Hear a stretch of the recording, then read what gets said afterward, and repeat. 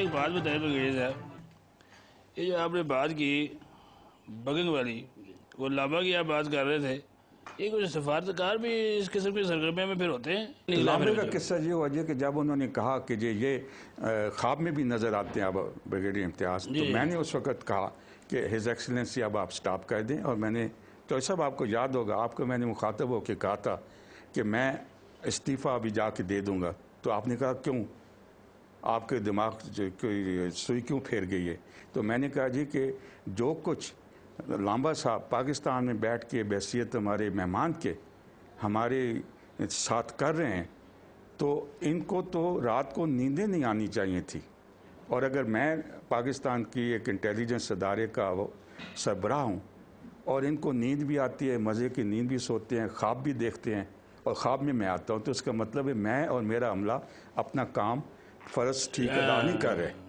تو میں اس قابل نہیں ہوں کہ میں جا رہا ہوں۔ تو پھر میں نے کیا بلا گیا؟ تو آپ نے کہا تھا کہ آپ نے مجھے آنکھ ماری، تو میں چپ کر گیا۔ چوئی صاحب ذرا ایک دفعہ آنکھ مار کے دکھائیں ذرا۔ نہیں، وہ آنکھ چوئی صاحب جیسی شخصیت جو ہے صرف اقتدار کی کرسی میں جب بھی سنا ہے کہ گورنمنٹ جاتی ہے، جانا ہوتا ہے، یہ جو اسٹیبلشمنٹ ہے اتحاد بنانا شروع کر دیتی ہے، یہ تسی بھی ایک اتحاد بنایا سی آئی جی آئی، انہیں کی ہسٹری ہے؟ وجہ یہ تھی کہ ایک تو یہ خطرہ تھا کہ جو پاکستان کی جو پالیسیز چل رہی تھیں اس وقت، خارجہ پالیسیز جس میں افغانستان کا ایشو بھی شامل تھا، اس کا تسلسل چاہیے تھا اس وقت کے حکمرانوں کو، اور ان کا یہ شک یا وہم گمان تھا ان کو کہ بے نظیر اگر اقتدار میں مضبوط حکومت بنا کے آتی ہے تو ان کا وہ تسلسل جاری رکھنا ان کے لیے مشکل ہوگا۔ ایک یہ وجہ تھی، اور اسی لیے بنیادی یہ وجہ تھی، اور اس کے بعد وہ بے نظیر اگر کو حکومت میں آنے سے راستہ روکنا، اور اگر وہ حکومت میں آ جائے تو وہ کمزور حکومت بنا رہے، تاکہ وہ ان کی پالیسیز کے تسلسل کو اپنی خارجہ پالیسی جو وہ وضع کرے اس کے مطابق تبدیلی نہ لا سکے، اس کے اوپر پریشر رہے، اس کے اوپر اچھا بریگیڈیئر صاحب اور یہ جو میں سمجھتا ہوں، اب اگر پیچھے مڑ کے دیکھا جائے، مال گاڑی کے ڈبے چکلالہ کے ریلوے اسٹیشن پہ اکٹھے کیے گئے تھے، جوڑے گئے تھے،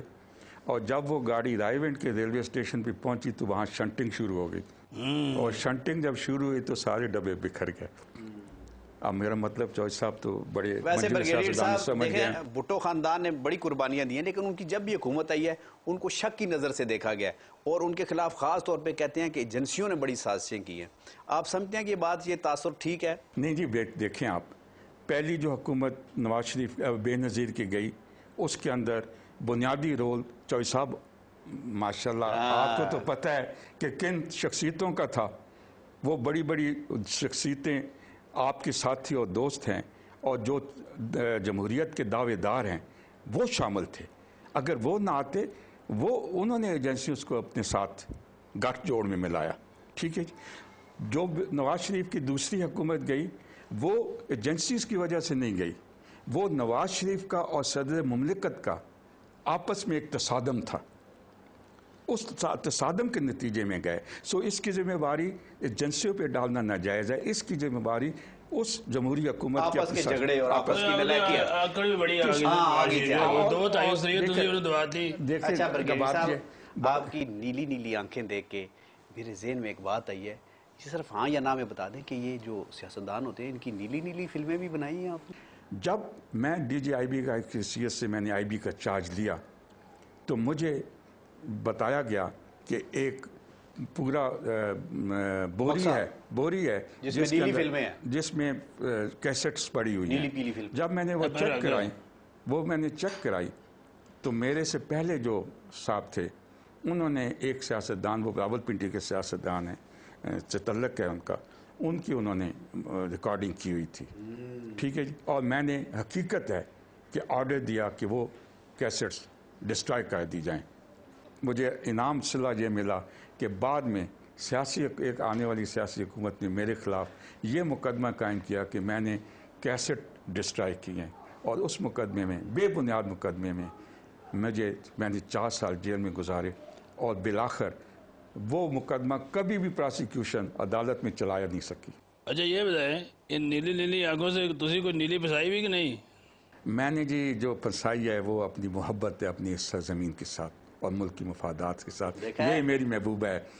देखा कितने तेज बंदे हैं। बड़े तेज जवाब अच्छा भी देते ब्रिगेडियर हैं। साहब, जब आपको पता नवाज शरीफ की हुकूमत जाने वाली थी और ये कहा जाता है कि आपको तो पता चल गया था और आपने बहुत सारे बक्से फाइलों के और केस्टों के और अपने पहले शिफ्ट कर दिए थे और इसके बड़े लोगों के पास शवाहिद भी मौजूद हैं कि अगर कोई फाइलें में ले गया था तो वो भी मुकदमे में बना देते, और अगर आप भी शवाहिद हैं तो ले आएँ। मैं ये आपको हकीकत बता रहा हूँ, ठीक है। और चौधरी साहब को पता है